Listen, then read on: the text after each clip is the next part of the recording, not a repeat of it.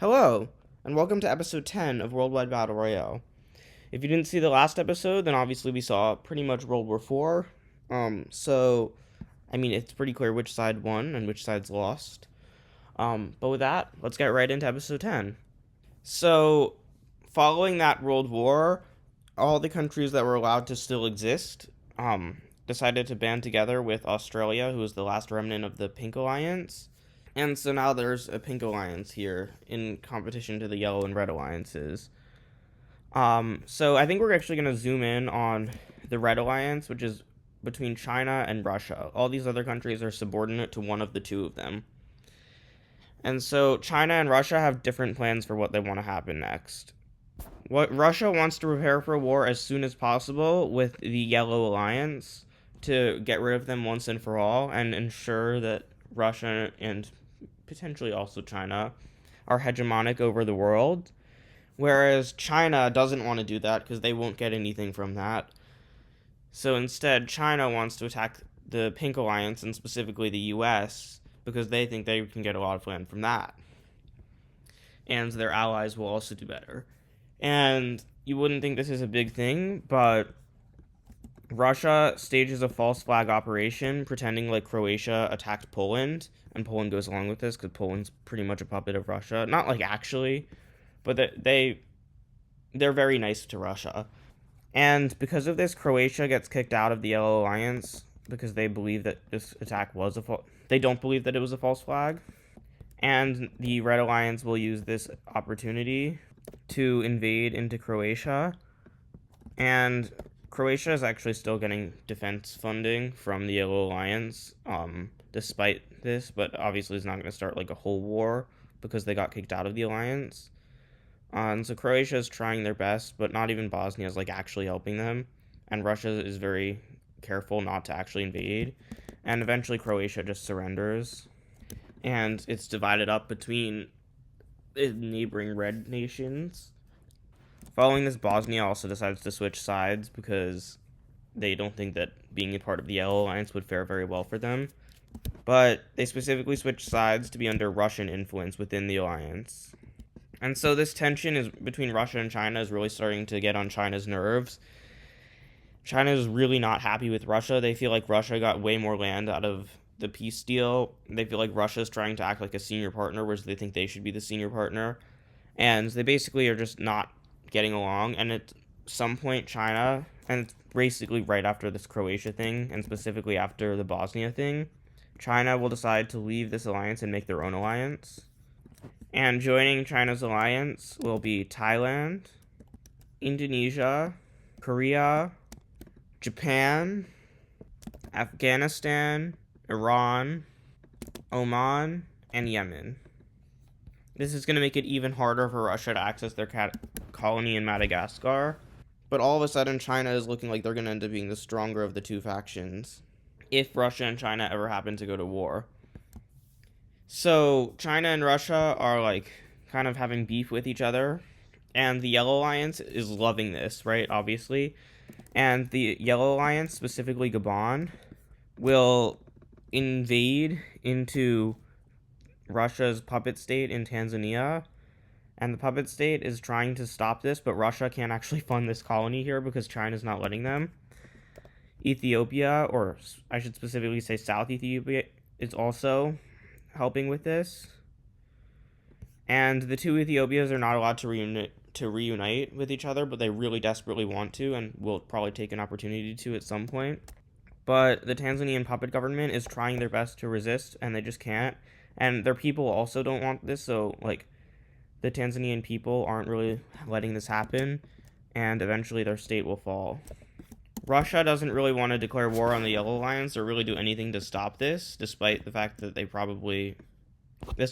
their sovereignty has just been like absolutely violated, because they know China will take advantage of that as an excuse to invade them, and they just don't think that that's a good idea. So following that, a few more years are going to go by, and this is like a pretty stable state of the world. But then South Africa decides that it's the perfect time for an opportunity, and they launch an invasion into Russia's colony. This is called a Madagascar colony because the Madagascar part was the first part, and the rest, even though it's mostly Mozambique, is still considered Madagascar. So the Madagascar colony is being invaded by South Africa. Gabon asks the Yellow Alliance for permission, and with their permission, then starts their own invasion of this colony. And Russia is still not able to send troops in, and in fact, China will send their own invasion of the Madagascar part of this. And we'll explain what that does later. But first, let's just show the small number of troops that are already here getting clobbered. So China decides to annex this colony, and Russia didn't really do anything, even though they probably should have. Russia didn't really do anything, even though they should have. When China invaded it, but when they decided to annex it, Russia decides that's the final straw, and they are going to declare war on China and use the initiative they have to quickly invade into all of this Kazakh territory. This will shorten the front line for them, which is nice. And it also makes China hopefully have lower resolve because they just suffered a bunch of defeats at the very start of the war. And this is interesting for Russia because them and Georgia are literally the only two countries that will really be involved in the war on their side. Like, the rest of the countries are obviously sending military aid to Russia, but it's really just going to be them actually, like, fighting on the front lines and probably suffering most of the losses. So Russia will also start an invasion into China over here, but it goes a little bit less well. And Japan, upon this invasion, will immediately send troops to these islands and start an invasion of Siberia over here, as well as an invasion of Sakhalin, is this island, I believe, and into the Russian Far East. Meanwhile, Iran and Afghanistan will start an invasion into the Russian claims in Central Asia until they get to pretty much a continuous front line over here, when they'll be pushed back, except in the Caspian Sea, where they'll be able to make a bit more gains before they eventually are stopped. Over in this front line, Russia actually takes the initiative in the Western Hemisphere, and China decides that this is not going to be an important front, like, battlefront for the war, and kind of just lets Russia take the whole thing.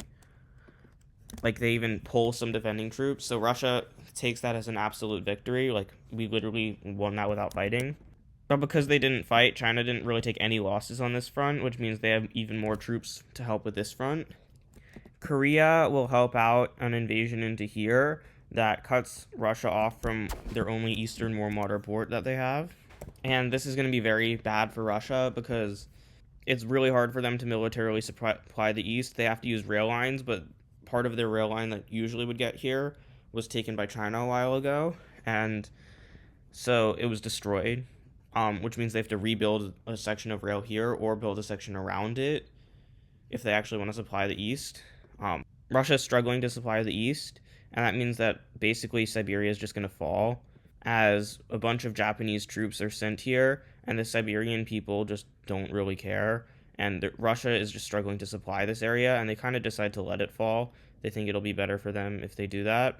But once it gets to the more populated, obviously there's not that many people here, but the more populated parts of Siberia, they stop. Russia is winning on this front, as Iran and Afghanistan are just not able to stand up, as Georgia even starts an invasion over here. And the Chinese alliance is kind of failing at trying to actually invade in the Western Front. Tehran is taken, and at this point, Iran realizes, like, they didn't want to be in either of these two alliances, so they sign a peace deal with Russia that allows Russia to move troops through their territory in order to attack other members of this alliance. And with this, Russia will start attacking Oman to try and get them out of the war, because that'll be a little nice thing. But Oman manages to push Russia out and even sends troops into Iran, which is kind of a violation of Iran's sovereignty, but Iran kind of lets it happen, so, win some, lose some. China will start a massive counteroffensive over here, which lets them take back a bunch of land that used to be part of Kazakhstan, but now is part of China. And they just kind of force Russia to retreat this front line to avoid getting encircled. And Lake Baikal, which is this lake, obviously, is used as like a defensive thing as part of the front line so that Russia doesn't have to defend as much. Then, while this war is going on, the US, still bitter about their loss in the last war, decides to invade into China's colony. So they're basically attacking Russian troops. They know China's not defending it. Russia is defending it, though. And so now they're kind of at war with Russia. And Russia will start an invasion into the US. And with this, the Pink Alliance is triggered. And the Pink Alliance is now against the Russian alliance, kind of. And so Turkey will decide to send troops into Georgia because of this, which was a bad move because the Pink Alliance is really weak. And the rest of the Pink Alliance kind of condemns Turkey and the US, and so Turkey will fall. But the US continues doing what they were doing anyway, and the Pink Alliance doesn't kick them out, which makes Russia really mad, but they can't really afford to be at war with the Pink Alliance, and in fact they decide to just withdraw from the Chinese colony here and hope to take it back later. And the US decides to just keep invading, and Russia will stop them at their old border. So the US is hoping that they'll be able to occupy this land and get it after the war, but they don't actually annex it yet because they think that would spark a bad reaction from China, and they're hoping to keep China on side for now. Russia's distraction with the Pink Alliance is going to cause a massive gains in Iran. They're not allowed, they are forced to allow Russian troops into their territory, but there's no rule saying they're not allowed to allow Chinese troops into their territory, and so basically Iran is a big fighting ground where it's no one's home turf anymore. And the Pink Alliance decides to start pushing troops out of Turkey, and with this Russia will withdraw their troops from Turkey because they just decide that it's not worth it. It's not worth it to invade into Turkey, and China will do the same because there was some fighting going on there. But China now has the initiative on pretty much all fronts, and from their point of view, it's only a matter of time before Russia collapses.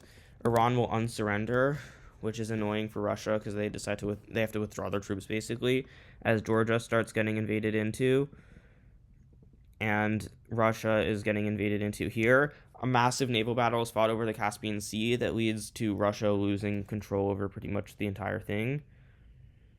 And landings are made over here just to make things even worse for Russia. All of a sudden, Russia's claims in Central Asia are looking very not defended, and they decide to withdraw from there and keep fighting. But now Russia's allies are starting to get a bit nervous. While all of this is going on, Canada, with permission from the Yellow Alliance, decides it's now or never and they invade into Russia's claims in Alaska to try and take them over.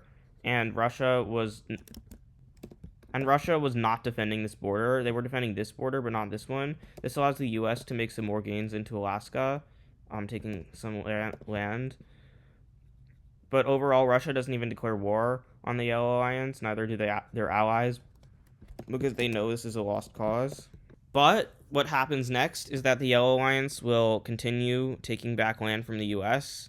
and basically start an invasion into the U.S. They don't actually expect the Pink Alliance to do anything, but the Pink Alliance then declares war on the Yellow Alliance. But the Yellow Alliance seems to have been ready for this because they start another front over here, and then they start an invasion of Mexico, and an invasion into Nicaragua, and then another invasion into Argentina. And the Pink Alliance is strong, but it's not this strong. It's not that strong.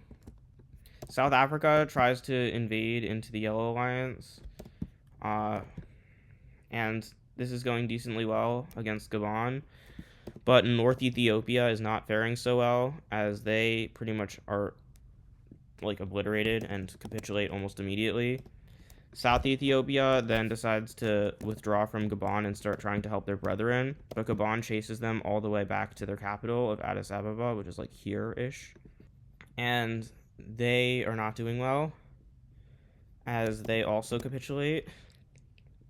Australia, seeing their alliance like pretty much crumbling before them, will decide they're not gonna fall with the rest of their alliance, and for now they leave the Pink Alliance, hoping to join another alliance someday. The U.S. is finally able to start fighting back against the Yellow Alliance as they push them mostly out of Florida, and start an invasion over here. And they even start winning on this front, and Canada is like not doing well compared to the US, as Toronto is taken. But Mexico is struggling without US aid because the US is focusing on themselves first, and most of their important land besides Mexico City has been taken at this point. Argentina, this front is pretty much stalemated at this point, while South Africa is starting to get invaded by Gabon because Gabon no longer has to focus on Ethiopia, and they're managing to hold on for now, but it's like a very slow but steady progress that's happening here. And these states are invading into Egypt and Turkey, and Turkey has just been destroyed by a war, and they're already extremely weak, and they decide just to capitulate extremely early into this war, which leaves Egypt pretty much screwed, and they don't capitulate until much later, but they do eventually. And Saudi Arabia, as soon as they even start getting invaded, they decide to capitulate. Now the brunt of the war, and like this is the amount of land that they've gotten since then, is all in South Africa, and they start losing pretty much very quickly. While this is happening, Russia is absolutely getting clobbered by China. They lose pretty much all of this land as the Siberian front is very steadily marching west and sees no signs of stopping until it gets towards like the outskirts of like proper Russia. Like these are where all the Russian people actually live. At this point, Bosnia decides to go back to the Yellow Alliance, and all of Russia's remaining allies negotiate, including Georgia, negotiate agreements with China so that they will not suffer the brunt of the war that Russia is. But Russia is really good at defending from the west, but not from the east. And with this invasion, Russia realizes that they should have stopped a while ago. Moscow has been taken. St. Petersburg is now taken. And Russia eventually is forced to capitulate. So let's see what this peace treaty looks like. But first, we've got a war to finish. With support from the east coming, Argentina is the next target, as they are slowly finished off, and after most of their population centers are taken, they capitulate. Mexico, all this time, has been slowly worn down, and they kind of are forced to capitulate, and now it's just the US versus the Yellow Alliance, and this is not going to be nearly as evenly matched as it was last time, as the US capital is taken, and when their east coast falls, the US continues fighting. At this point, the Yellow Alliance only will accept unconditional surrender, which the US is not going to accept. And that's fine because they have a now southern invasion. This former Chinese colony is taken by the Yellow Alliance, and China will be mad about that later because the US has just been fully destroyed. So let's see the two peace treaties. And this is the peace treaty. Let's just go over everything. So first of all, in order to not anger the Chinese, they're given their colony back, but they're not allowed to annex any of the Russian colony. They also get Hawaii, which you can't see on this map. Gabon gets insane. They get South Ethiopia and South Africa all to themselves, whereas Nigeria gets parts of Egypt and North Ethiopia. Tunisia gets a lot of land over here. Saudi Arabia is given to Chinese allies in order to not anger them. China gets a ridiculous amount of land here. Japan gets a lot of land. Korea gets absolutely nothing, and they feel kind of smothered by that. Spain gets a new Mexican colony, a new Floridian colony, and a new Mexican puppet state. Canada gets like most of the US. The US is still there, but very weak. Argentina becomes a Brazilian puppet state, and Brazil and Colombia expand a lot. And the big thing you'll notice is that all of Russia's former allies join up with China. That was the secret deal that they were making that allowed China to easily defeat Russia, is that they would be allowed into a new Chinese alliance.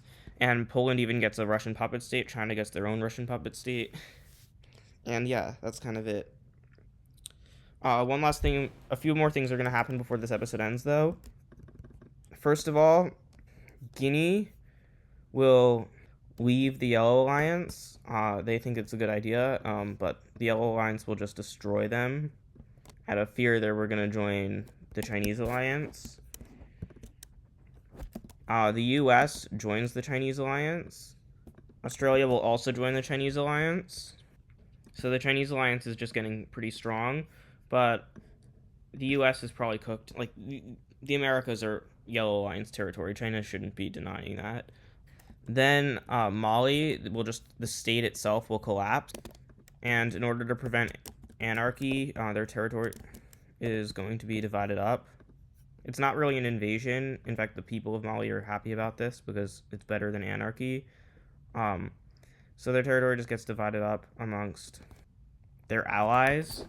And the last event of this episode is that Bosnia will be invaded by the Green Alliance, which will start a war between the two alliances, which we will see in episode 11. So with that, thank you for watching, and I'll see you next time.